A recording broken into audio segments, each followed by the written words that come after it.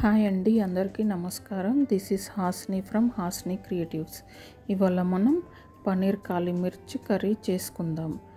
దీనికోసం నేను కాజు ఒక 10 to 15 కాజు నానబెట్టుకున్నాను.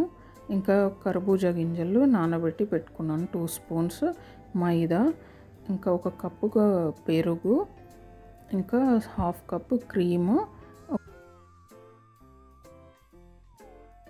ఒక 1/2 స్పూన్ పెప్పర్ పౌడర్. మరి పన్నీర్ అయితే 200 గ్రామ్స్, ఒక ప్యాకెట్ ఉంటుంది కదా, 200 గ్రామ్స్ది అదైతే కట్ చేసి తీసుకోవాలి. తీసుకుని ముందుగా మనం ఒక బౌల్లో పెరిగేసి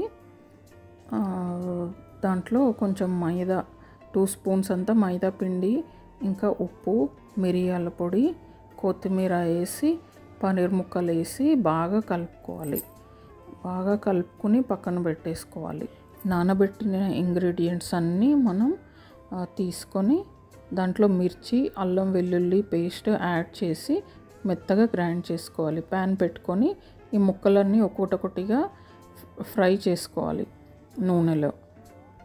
అంటే డీప్ ఫ్రై అవసరం లేదు, కాకపోతే ఫ్రై లాగా కొంచెం ఇటు అటు తిప్పి కాల్చుకోవాలి. మంచిగా కొంచెం వేగేంత వరకు కాల్చుకోవాలి. కాల్చుకున్న తర్వాత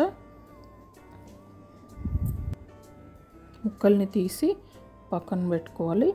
మళ్ళీ అదే ప్యాన్లో కొంచెం నూనె, ఇంకా కొంచెం బటర్ వేసి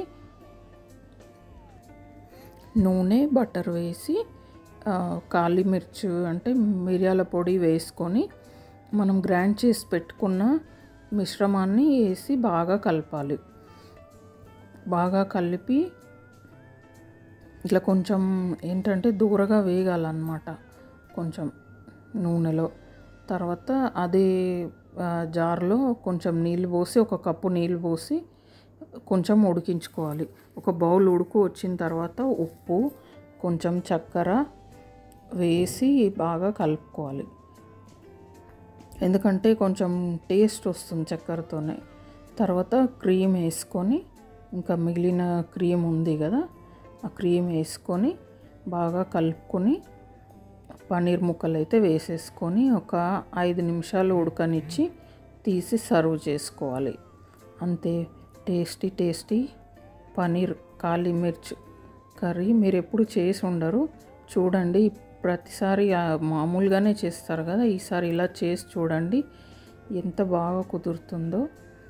నా వీడియోని అయితే లైక్, షేర్, ఇంకా నా ఛానల్ని సబ్స్క్రైబ్ చేసుకోండి. Thank you.